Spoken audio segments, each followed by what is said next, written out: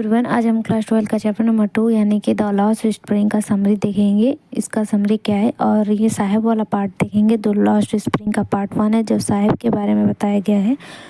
Sahib is a young rag picker who live in the Seemapuri. Sahib एक छोटा सा बच्चा जो रैग पिकिंग करता था यानी कि कूड़ा उठाता था। हु लिव इन सीमापुरी, जो सीमापुरी में रहता था। A poor slum area near the Delhi. Delhi का एक बहुत ही ख़राब स्लम एरिया है Seemapuri. He and his family come from Dhaka, Bangladesh. वो और उसकी फैमिली ढाका से आए हुए थे, बांग्लादेश से। Because the flood and storm destroy their field, जो बाढ़ थे और स्टॉर्म थे, तूफान थे, उसकी फील्ड, उसके खेतों को ख़राब कर दिए थे। एंड होम, उसके घर को भी ख़राब। They left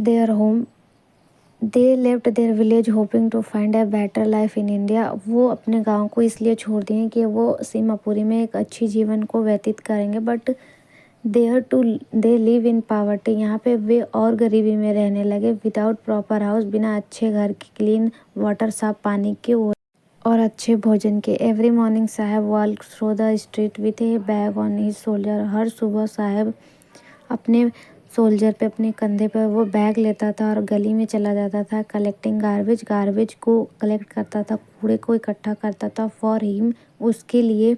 garbage is not dirty, garbage जो कूड़ा था वो गंदा नहीं था। It is full of hope, वो आशाओं से भरा हुआ था। Some time he find coins, note and something useful. कभी कभी वो कॉइन्स, सिक्के भी पा जाता था, नोट भी पाता था 10 रुपीज़ के, और कुछ काम की चीज़ें भी पा जाता था। सो ही फील हैप्पी, तो वो खुश हो जाता था। For the poor people of Seemapuri, Seemapuri के गरीब लोगों के लिए garbage is like treasure. Garbage एक ट्रेजर के जैसे था, मतलब कुछ प्रीशियस था। हेल्प देम सर्वाइवल, और वो उनकी जीविका में मदद करता था। The author often told to साहब, जो ऑथर थी एनी जंग, कभी कभी साहब से बात भी करती थी। And ask him why he does not go to school, और उससे पूछती थी कि वो स्कूल क्यों नहीं जाता है।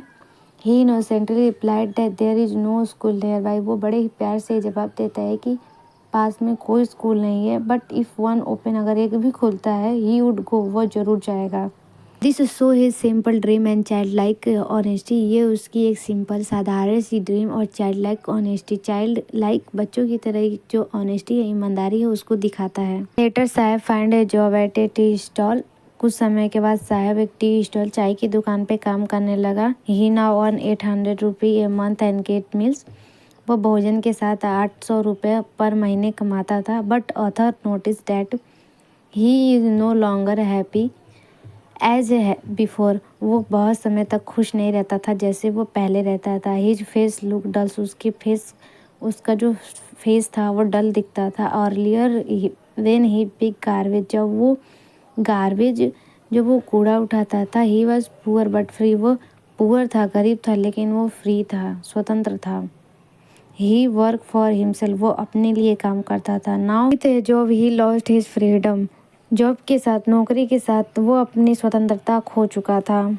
The metal canister he carry now belong to the tea stall owner, not him. जो मेटल का कनिस्टर था, जो वो ढोता था, वो अब टी स्टॉल के ऑनर का था, उसका नहीं था।